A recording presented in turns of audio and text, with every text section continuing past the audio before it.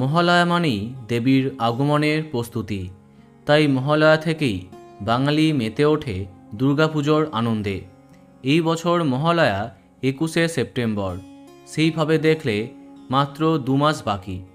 তাই বাংলা টেলিভিশনের 2 প্রথম সারির চ্যানেল তাদের প্রস্তুতি আরম্ভ করে দিয়েছে। বাংলা টেলিভিশনের মহালয়া প্রতিবারই দর্শকের মন জয় করবার চেষ্টা করে, তাই এইবারও জি বাংলা এবং স্টার জলসার মহালয়ার জন্য প্রচণ্ড এক্সাইটেড দর্শকেরা।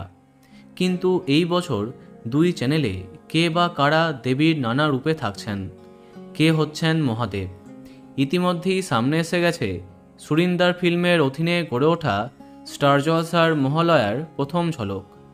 মাতৃরূপেণ সংস্থিতা এই নামে আসছে এবারের মহালয়া।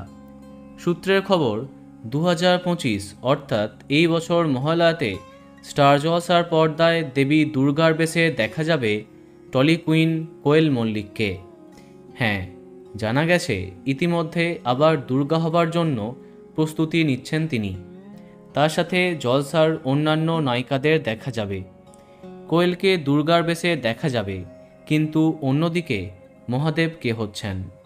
টেলিপাড়ায় শোনা যাচ্ছে এই বছর জলসার মহালয়াতে মহাদেব চরিত্রের প্রস্তাব গেছে পরশুরামের কাছে।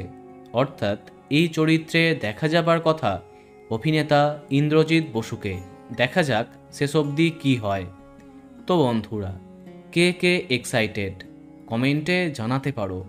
আর এই রকমই আরও অনেক ভিডিও পেতে সাবস্ক্রাইব কারেন্ট পজ। ধন্যবাদ।